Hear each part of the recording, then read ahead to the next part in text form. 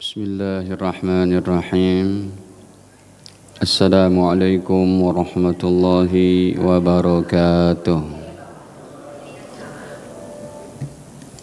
Innal hamdalillah nahmaduhu wa nasta'inuhu wa nastaghfiruh wa nastahdihi wa nu'minu bihi wa natawakkalu alayhi wa na'udzu billahi min syururi anfusina wa sayyiati a'malina. من يهده الله فلا مضل له ومن يضلل فلا هادي له أشهد أن لا إله إلا الله وحده لا شريك له وأشهد أن نبينا محمدا عبده ورسوله لا نبي بعده اللهم صل وسلم على نبينا محمد وعلى آله وصحبه ومن تبعهم بإحسان إلى يوم القيامة أما بعد قال الله تعالى في القرآن الكريم يا أيها الذين آمنوا اتقوا الله حق تقاته ولا تموتن إلا وأنتم مسلمون. Alhamdulillah, para hadirin kaum muslimin wal hadirat kaum muslimat, para jamaah Masjid Al-Amanah yang sama-sama dirahmati Allah Ta'ala. Sebelumnya marilah senantiasa kita memanjatkan puji dan syukur hanya kepada Allah atas segala limpahan nikmatnya kepada kita, terutama sekali nikmat iman, Islam serta sehat afiat. Para jamaah yang dirahmati Allah, Riyadhus Shalihin kita terakhir tentang bab ziyaratu ahlil khair, yaitu berkunjung kepada orang-orang ahli shalah, orang-orang soleh, orang-orang yang memiliki kebaikan-kebaikan, ya. Dan ini kita sampai kepada hadis sahabat Umar ibnul Khattab. Sayyidina Umar bin Khattab qala, beliau berkata, istadzantun Nabi sallallahu alaihi wasallam, saya pernah minta izin kepada baginda Nabi fil umrah, ya, untuk berangkat umroh. Berarti ini tahunnya sudah di atas tahun kedua Hijriyah, karena syariat umroh baru dimulai tahun kedua. Sedangkan haji ada yang menyatakan tahun ke-8, tahun ke-6, dan haji syariat terakhir, ya, syariat terakhir yang diwajibkan. Makanya Rasulullah SAW berhaji tahun 10. Jadi kalau disyariatkan tahun ke-8 aja haji, berarti Rasulullah baru berangkat haji 2 tahun ke depan. Dan setelah beliau berangkat haji, qadarullah 3 bulan ke depan meninggal dunia. Jadi ada yang bilang, Rasul tuh hajinya gak berkali-kali, cuma sekali. Iya, sekali itu kemauan Allah karena udah meninggal gitu loh. Kalau beliau masih panjang umur sampai 80 tahun semuanya, ya mesti beliau berhaji lagi. Karena Rasulullah bersabda, terus ikuti arena haji dan umroh kalau kalian mampu. Tiap tahun kalau mampu, kata Nabi. Gitu. Nah ini kita lihat. Ya, padahal Sayyidina Umar derajatnya di bawah baginda Nabi. Ketika beliau minta izin mau berangkat umroh, ya gitu kan dalam tatanan kehidupan. Masa seorang bupati piknik ke Jepang nggak izin sama gubernur gitu, atau gubernur kepada menteri luar negeri gitu kan. Ini pun Sayyidina Umar kan termasuk dalam pemerintahan Nabi saat itu, ya. Dimatiin, ya udah nggak apa-apa, udah kebiasaan dimatiin, nggak apa-apa sudah. Fa'adzinali, kemudian Rasulullah SAW mengizinkan, ya silakan kamu berangkat, gitu, adabnya begitu, ya. Pak RT mau berangkat umroh, izin sama Pak RW gitu. Baik. Waqala, kemudian yang uniknya Nabi bersabda, la tansana wahai Umar, la tansana, jangan kamu lupakan kami. Jangan lupa ya kepada kami, ya ukhayya, wahai saudara kecilku. Ini kata-kata ukhayya Ya, dari mulut Nabi, dari lisan baginda Nabi kepada Umar bin Khattab, wah, membuat Umar senang banget tuh. Ya, wahai saudara kecilku katanya. Jangan lupakan min du'aika, dari doamu. Kalau bahasa terjemahan bebasnya, wahai Umar jangan lupa ya doakan kami di sini. Kamu mau umroh. Wah. Yang pangkatnya lebih tinggi, kesolehannya lebih hebat, tetap minta doa dari bawahannya.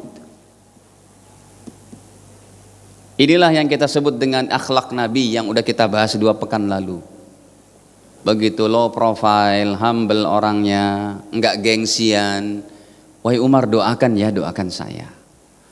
Ini atasan kepada bawahan, apalagi ya bawahan gitu.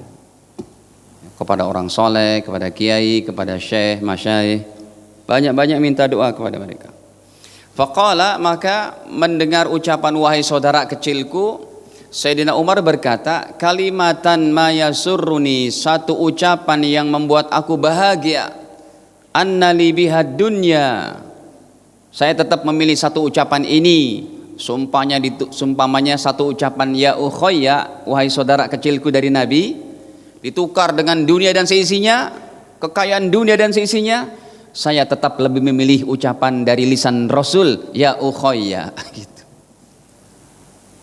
Jadi betapa berharganya itu ucapan ya ukhayya, wahai saudara kecilku, ya, melebihi daripada kekayaan dunia dan seisinya, kata sahabat mulia Umar ibn al-Khattab. Wa fi riwayatin, dalam riwayat yang lain, waqala, Nabi bersabda, asyrikna ya ukhayya, ikut sertakan kami wahai saudara kecilku, fi du'aika, dalam doa-doamu, ikut sertakan kami. Jadi di sini Bapak Ibu sekalian yang sudah saya sampaikan terdahulu ya 2 pekan lalu, bahwa di antara akhlak yang mulia ini masih ada kaitannya ya. Saya pakai huruf besar aja ya, maaf. Di antara akhlak yang mulia itu ya, dan ini yang tertingginya, ada rasa kasih sayang kepada seluruh manusia, muslim atau non muslim. Nanti prakteknya dengan apa? Prakteknya dengan, kalau yang muslim doakan ampunan. Seperti ini Rasul minta kepada sahabat Umar. Kalau yang non muslim doakan hidayah. Doskan. Ya. Ini termasuk akhlak tertinggi para nabi dan rasul. Jadi kalau mereka enggak mendoakan untuk diri mereka, mesti itu para nabi, para rasul, para dai, para wali-wali Allah, jangkauan rasa kasih sayang mereka itu tembus segala dimensi. Manusia yang ada di Atlantik, semuanya di New Zealand, di ujung dunia, masuk dalam doa mereka, ya Allah, kasihanilah semua manusia, berikan hidayah dengan asbab apapun, dengan sebab burung kayak, dengan sebab ikan gitu. Ada orang masuk Islam karena melihat ikan tulisannya apa? Allah, Muhammad. Itu berkat doa-doa juga tuh. Ya.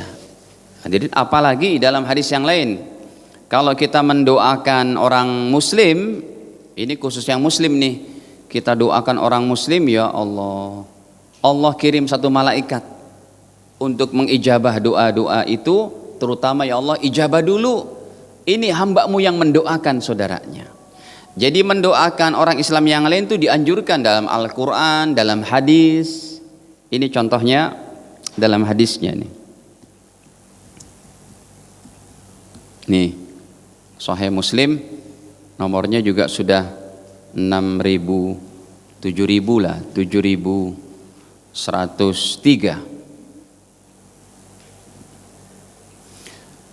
Baginda Nabi bersabda, ma min abdin muslim, tidaklah seorang hamba muslim yad'u li akhi, yang mendoakan saudara muslimnya, bi zahril ghaibi, tanpa diketahui oleh orang yang ia doakan.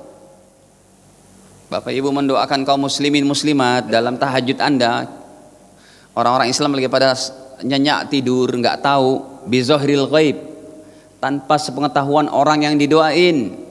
Illa qalal malaku, kecuali pasti Allah kirim satu malaikat, sambil malaikat berkata, walaka bimislin, wahai hamba Allah yang mendoakan saudara-saudara muslim lain tanpa sepengetahuan mereka, kamu dapat dulu diijabah doamu. Ya, jadi yang diijabah doanya pertama orang yang berdoa itu. Ya Allah, ampunilah ya Allah umat Islam, kaum muslimin muslimat, baik yang masih hidup atau sudah meninggal. Malaikat bilang, ampuni dosa dia dulu ya Allah. Bapak Ibu mau anaknya soleh soleha, doakan kaum muslimin di komplek DKI ini. Ya Allah, anak-anak komplek DKI jadikan anak yang soleh soleha.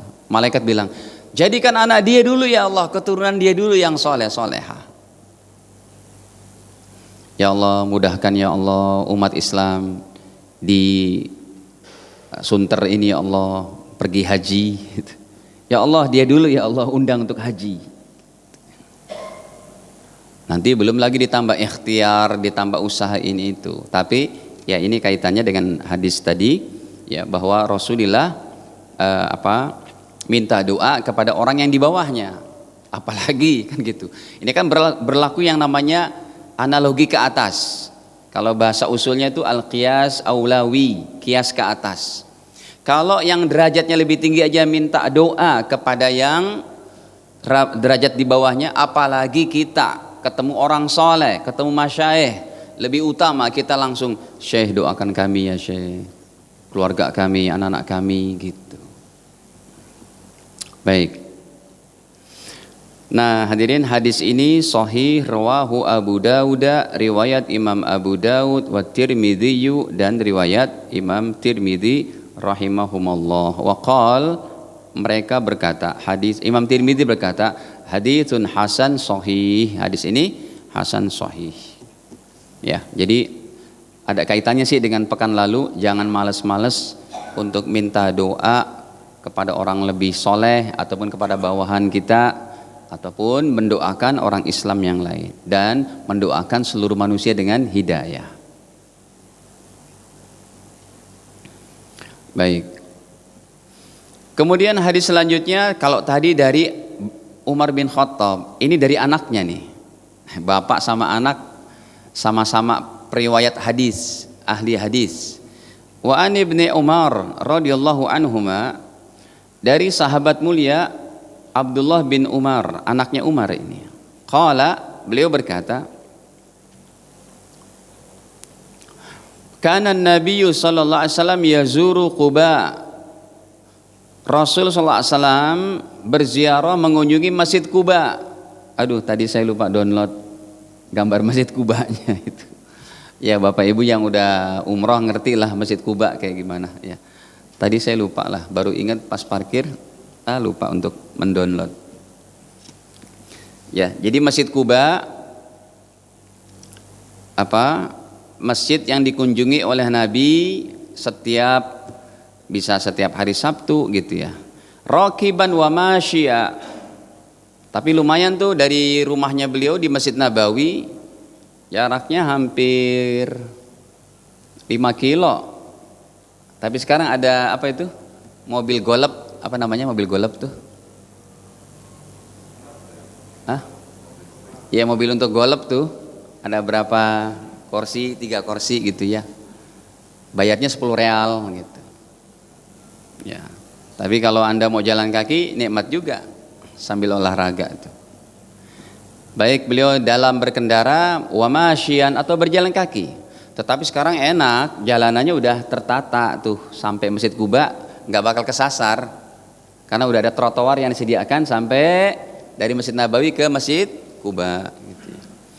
Fayusalli fihi raka'atain, kemudian beliau sholat di Masjid Quba itu 2 rakaat. Kalau ini berziarah kepada tempat-tempat apa? Bersejarah. Apa sejarahnya Masjid Quba?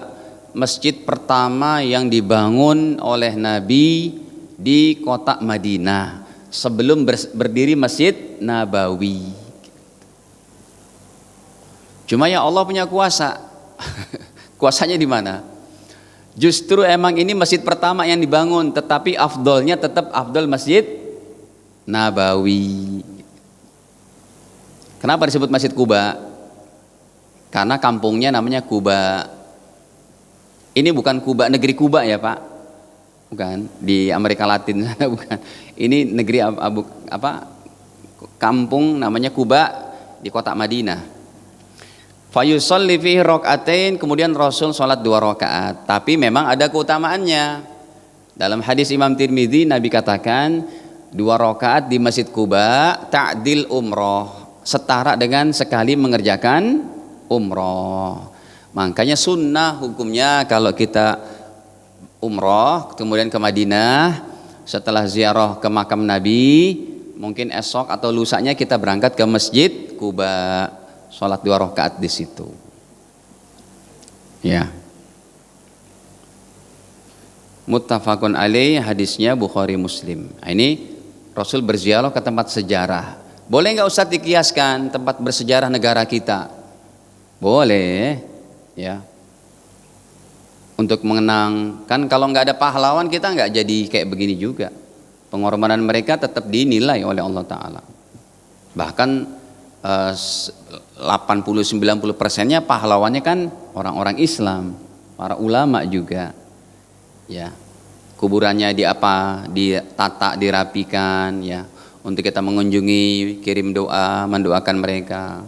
Karena dengan perjuangan mereka juga kita jadi kehidupan yang seperti ini sekarang, jadi merdeka, begitu kan. Baik. Wa fi riwayatin, dan beliau dalam satu riwayatnya, kana Nabi sallallahu alaihi wasallam, adalah Nabi sallallahu alaihi wasallam ya'ti Masjid Kuba, mendatangi Masjid Kuba, berziarah kulla sabtin, setiap hari Sabtu. Dibuat itu caranya oleh Nabi, setiap hari Sabtu. Raqiban wa masyiya, baik berkendara, wa masyian ataupun jalan kaki. Wa kana Ibnu Umar yaf'aluhu, yang meriwayatkan hadis sahabat mulia Abdullah bin Umar. Maka beliau ngerjakan terus tuh setelah Nabi meninggal. Sabtu berangkat ke Masjid Kuba, Sabtu berangkat ke Masjid Kuba, sholat 2 rakaat. Apalagi kalau sekarang, kalau Bapak Ibu ke Masjid Kuba maghrib, sekarang ini setelah Ramadan ada kajian. Apalagi kalau ngerti bahasa Arab, duduk di situ, ikut kajian di Masjid Kuba gitu ya, dari masyayikh sana. Dah, ini diantaranya akhir dari bab ke-45, bab berziarah ke ahlil khair ataupun ke tempat-tempat bersejarah, ya. Kemudian bab ke-46 kita masuk bab yang baru. Ini tentunya jilid pertama ya. Kalau Riyadhus Shalihin jilid kedua kita udah bab ke-200 sekian. Sengaja saya bagi 2 supaya tidak monoton, sehingga pekan pertama bab jilid pertama, pekan ketiga jilid kedua. Jilid kedua. Bab ke-46 ini babu fadlil hubbi fillah wal has alai, bab menjelaskan tentang ya kasih sayang karena Allah, mencintai karena Allah, wal has alai, serta anjuran untuknya, wa i'lamir rajul man yuhibbu, serta hadis keutamaan seseorang menyatakan saya ini cinta sama kamu karena Allah, cinta dalam agama. Cinta dalam agama berarti dalam rangka memajukan syiar Allah, ke masjid bareng, memakmurkan masjid bareng, masjid ada yang bocor, ada apa ditanggung bareng gitu. Fakir miskin di sekitar masjid ini ada berapa orang ditanggung bareng, diusahakan, diadakan acara santunan gitu. Itu namanya cinta kepada Allah. Cinta kepada Allah juga artinya enggak suka di komplek kita, di tempat kita berdomisili ada kemaksiatan. Contoh, ada satu tempat di Bekasi, di dalam komplek dia buat biliar, tapi jadi resah karena malam-malam tetap sibuk jam 1 malam di komplek. Nah mereka berkumpul tuh orang-orang Islam yang cinta karena Allah supaya ini ditutup karena sudah mengganggu warga kanan kirinya, karena di tengah komplek gitu, kecuali kalau di ruko atau di apa gitu. Sebenarnya kalau cuma olahraga biasa nggak apa-apa juga, cuma ada laporan, akhirnya begini begitu dan macam-macam. Itu juga termasuk cinta karena Allah. Annahu yuhibbuh, kalau dia mencintai karena Allah.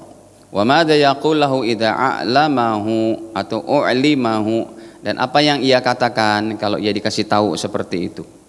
Baik.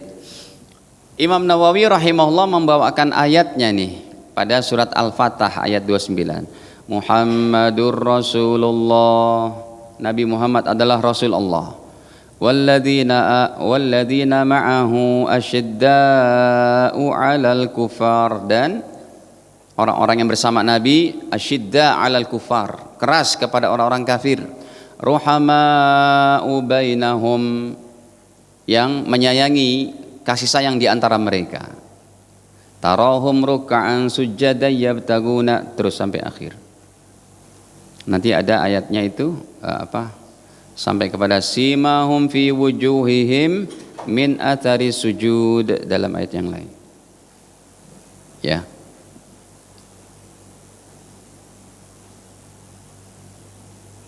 Ini surat Al-Fatah. Kemudian Imam Nawawi juga membawakan ayatnya walladzina tabawwa'ud dar wal iman min qablihim, dan orang-orang yang telah menyiapkan tempat ya dan keimanan juga min qablihim, sebelum mereka, yuhibbuna man hajar ilaihim, mereka cinta kepada orang yang mereka suka kepada orang yang berhijrah karena Allah. Ya, ini ketika sahabat muhajirin dari mana? Dari Mekah menuju Madinah, belum ada rumah, belum ada tempat. Nah, mereka yang menyiapkan itu. Ya. Mereka dijaga keamanannya. Rasul membagi ini siapa yang tinggal di rumah sini, di rumah Salman Farisi, di rumah Abu Ayyub Al-Ansari, di rumah fulan. Cintanya karena Allah seperti itu ditunjukkan. Ya. Bahwa sahabat yang datang dari Makkah kan belum punya apa-apa di Madinah. Sampai Nabi pun belum ada rumah. Standby lah beliau di rumah fulan. Baik. Kemudian hadisnya dari Anas bin Malik, anin Nabi sallallahu alaihi wasallam, baginda Nabi sallallahu alaihi wasallam qala, bersabda, salasun man kunna fihi wajada bihin halawatal iman. Ada tiga macam perkara yang mana seseorang apabila memiliki tiga macam perkara ini dalam hatinya, wajada bihin halawatal iman, maka dia akan mendapatkan dengan tiga perkara ini manisnya keimanan. Manisnya keimanan nggak bisa digantikan dengan apapun. Buktinya sahabat berani menumpahkan darahnya, bahkan nyawa melayang untuk agama yang mulia ini. Ini kan ayatnya turunnya, hadisnya di antara mereka semua nih kejadiannya. Kita tinggal diperintahkan meniru-niru saja. Ya, manisnya iman itu terasa dengan apa? Ya, saya capek, saya ini, tetap dia berangkat ke masjid. Hujan, tetap dia berangkat ke masjid. Itu merasakan nikmatnya iman, manisnya keimanan. Yang pertama, ayyakunallahu wa rasuluhu ahabba ilaihi mimma siwahuma. Allah dan Rasulnya yang lebih dicintai, melebihi daripada keduanya. Allah Rasul dulu, Allah Rasul dulu, Allah Rasul dulu, baru yang lain. Yang pertama begitu. Yang kedua, wa ayyuhibbal mar'a la yuhibbuhu illa lillah, mencintai seorang karena Allah, dalam rangka syiar agama Allah. Yang ketiga, wa ayyakrah ayyauda fil kufri, dia membenci kembali kepada kekufuran, ba'da an qadahu Allah minhu, setelah Allah selamatkan dia dari kekafiran. Kama yakrah ayyuqdhafa finnar, sebagaimana dia benci kalau dilemparkan ke api neraka. Sedemikian dia enggak mau masuk ke api neraka, demikian juga dia tidak mau kembali kepada kekafiran. Tiga macam ini kalau dimiliki dalam hati seorang, Allah dan Rasulnya dulu, ya, mencintai Allah dan Rasulnya dulu, kemudian mencintai orang lain karena Allah dan Rasulnya, kemudian ketiga, enggak mau kembali kepada kekafiran. Atau kalau dia hijrahnya sudah menjadi orang Islam, baru hijrah, dia tidak mau kembali kepada kemales-malesan. Ya, Bapak Ibu sekalian, orang yang hijrah kan ada dua. Yang pertama hijrah imaniyah, dari non muslim masuk Islam, itu namanya hijrah keimanan. Ada yang kedua hijrah, yaitu berupa a'maliyah. Apa hijrah berupa a'maliyah itu? Hijrah berupa amal soleh. Orang Islam nggak pernah ke masjid, nggak pernah sholat, saya bertobat ya Allah, saya hijrah. Nah itu hijrahnya udah di dalam Islam sih, cuma malas ibadah begitu. Ya, baik. Kemudian hadirin, hadis selanjutnya ini cukup lumayan panjang. Dari Abu Hurairah radhiyallahu anhu, dari Nabi sallallahu alaihi wasallam qala, Nabi bersabda. Oh rupanya ini hadis yang sangat terkenal itu loh, dibawakan oleh Imam Nawawi. Masuknya dalam bab, yaitu bab keutamaan cinta kasih karena Allah, mencintai karena Allah Ta'ala. Ya. Apa hadisnya? Sab'atun yudhilluhumullahu fi dhillihi. Ada 7 golongan orang yang Allah akan berikan naungan di padang mahsyar.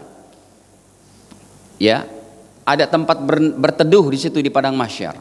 Yauma la dhilla illa dhilluhu. Pada hari yang tidak ada teduhan saat itu.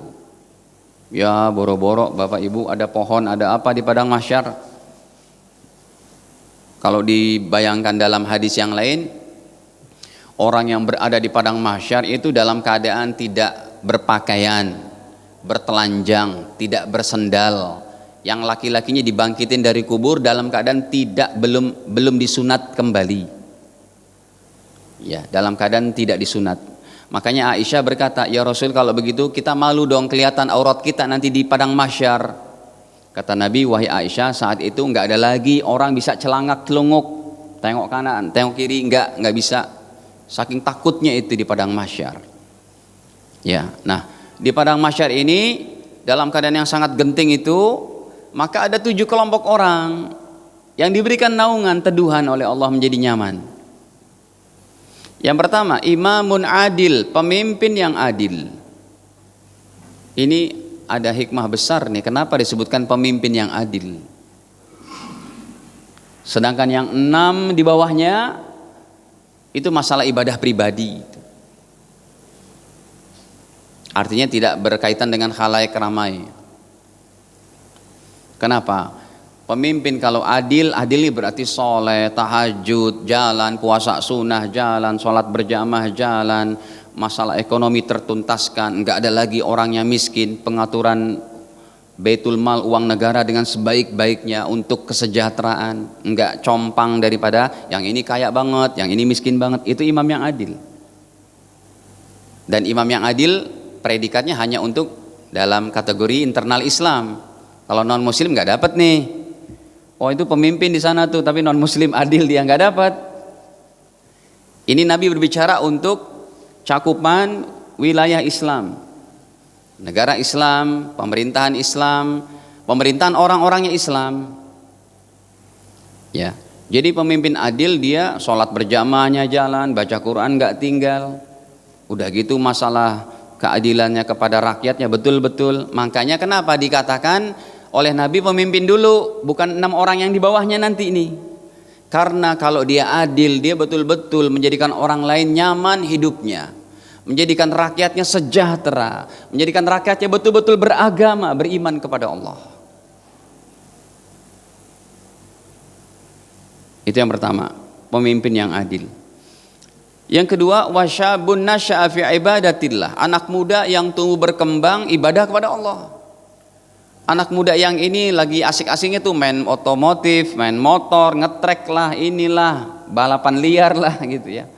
Ada yang naudzubillah bahkan obat-obatan terlarang gini gitu, mabok-mabokan. Ini enggak, ada anak muda, dia kuliah tapi rajin ke masjid, rajin baca Quran. Dia bekerja tapi rajin sholat, rajin ini.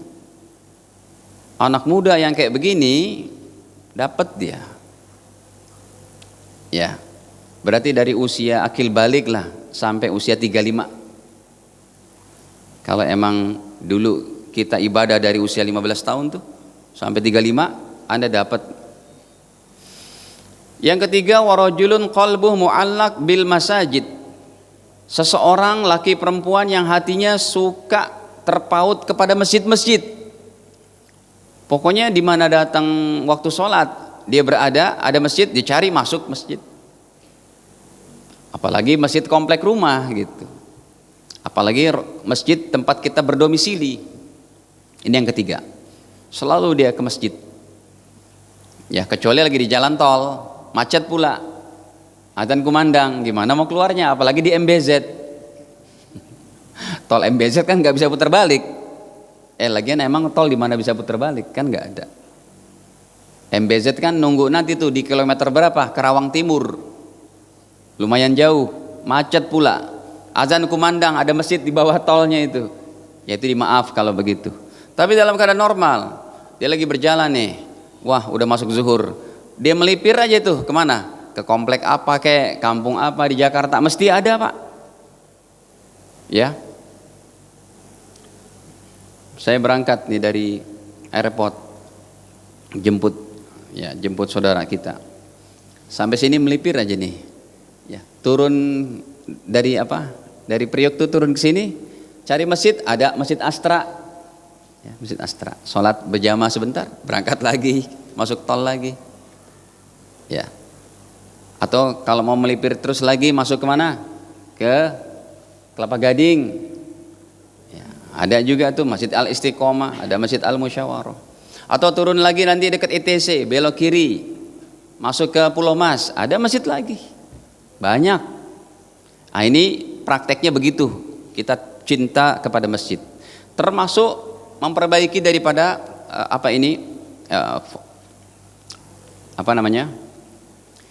memperbaiki masjid. Kalau udah rusak, ada yang bocor, dia perhatikan. Itu juga termasuk cinta kepada masjid-masjid. Membuat masjid nyaman, toilet bersih, tempat berwudunya bagus, baik, karpetnya bersih. Wah, itu sudah orang yang kayak gini dia selalu akan dapat nomor 3 ini. Yang keempat, warajulan tahabba fillah istama alaihi wa tafarraqa alaihi. 2 orang bersahabat karena Allah Ta'ala, bertemu karena Allah, berpisah karena Allah, bukan karena harta, benda, pangkat, jabatan dan lain-lain. Yang kelima, warajulun da'athum ra'atun zatu husnin wa jamal faqal inni akhafullah. Laki atau perempuan yang diajak berbuat mesum, lakinya orang kaya, perempuannya diajak. Perempuannya orang kaya, laki yang diajak. Tapi kedua orang ini berkata, saya takut kepada Allah. Ya, untuk berbuat yang tidak baik. Yang keenam, warajulun tasaddaq bisadaqah, seseorang yang bersedekah. Fa akhfaha, dan ia menyembunyikan hatta la ta'lam shimalu ma tunfik yaminu, sehingga benar-benar tangan kirinya enggak mengetahui apa-apa yang diinfakkan oleh tangan kanannya. Artinya dia berinfak diam-diam dah, enggak ngomong-ngomong ke orang lain. Ya, sinyal-sinyal begitu ikhlasnya.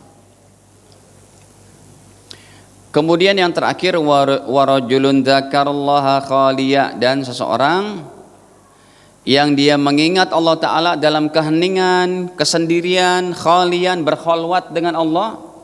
Khalian kalau masdarnya kholwah, ya, orang yang bersendirian dengan Allah Ta'ala. Fafadat ainah, tiba-tiba air matanya bercucuran. Ya, dia ingat dengan dosa-dosanya, dia takut kepada ancaman Allah. Air matanya bercucuran, dia merasa saya lemah ya Allah, saya enggak kuat, ya, saya ini kecuali dengan pertolongan Engkau. Sampai dia menangis takut kepada Allah. Ini pun nomor 7 dapat daripada yang demikian. Nah, jadi sebenarnya yang dimaui oleh Imam Nawawi yang nomor 4 ini, ya, 2 orang yang bersahabat karena Allah Ta'ala. Tapi semuanya kan ikut diterjemahkan gitu ya.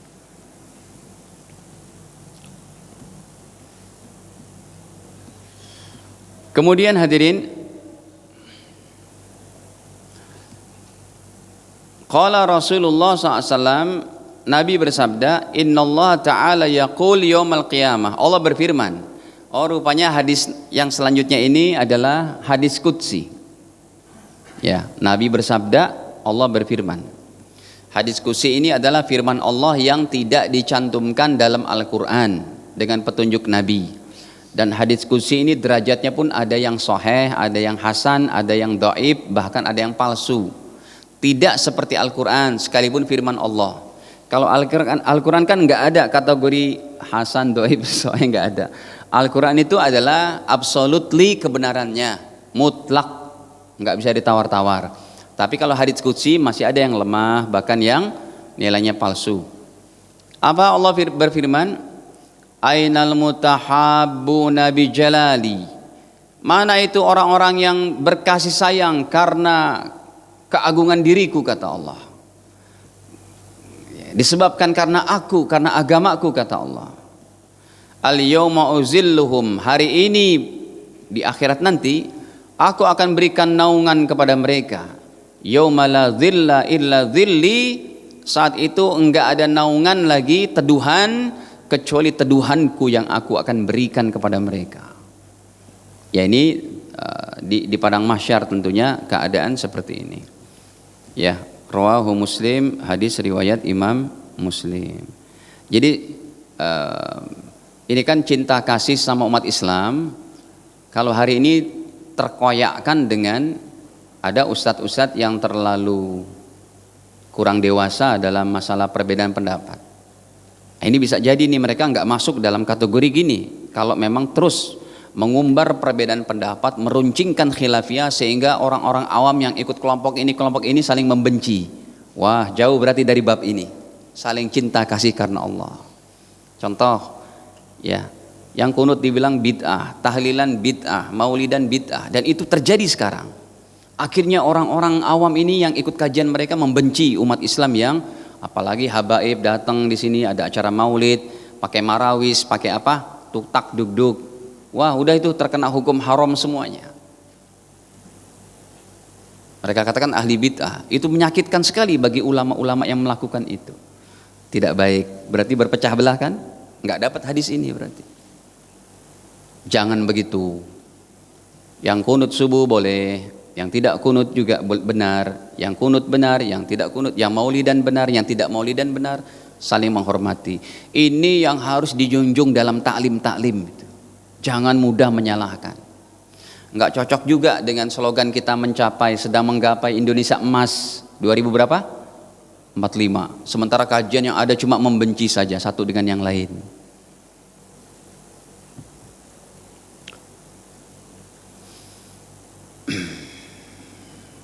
La haula wala quwwata illa billah. Saya ketemu tuh dengan orang-orang mereka. Dia katakan, tapi kan ini hadisnya lemah. Coba yang bilang lemah siapa? Dia bilang Syekh Albani. Antum tahu Syekh Albani siapa? Ulama yang baru meninggal kemarin tahun 1999. Hadis ini dinyatakan hasan oleh siapa? Imam Tirmidzi. Meninggal 300-an Hijriah, salafus soleh. Tapi memang untuk derajat hadis ini kan monopoli para ulama kritik hadis yang ilmunya cukup dalam, nggak semudah itu. Sekarang kalau kita ambil logika aja, antum mau ikut orang yang baru meninggal tahun 99 kemarin atau yang dekat ke zaman Rasul yang terpaut cuma berapa tahun dari Nabi? Logika gitu aja udah terkalahkan. Apalagi kalau betul-betul dijajaki dalamnya. Yang enak silakan Anda tidak kunut. Yang ini kunut, saling menghormati. Tuh, cinta kasih itu ada, Pak. Makanya nih, beda partai, beda kajian, beda ormas, beda warna masjid, beda apalagi, ada NU, Muhammadiyah, Persis, Jamaah Tabligh, ada Salafi, ada apalagi, itu tidak boleh sampai mencacati kehormatan mereka. Jadi cukup dalam zahir saja, ini sebuah cara. Tapi dalam hati, ya Allah, saya mencintai seluruh umat Islam. Makanya akhlak mulia tadi kembali ke awal.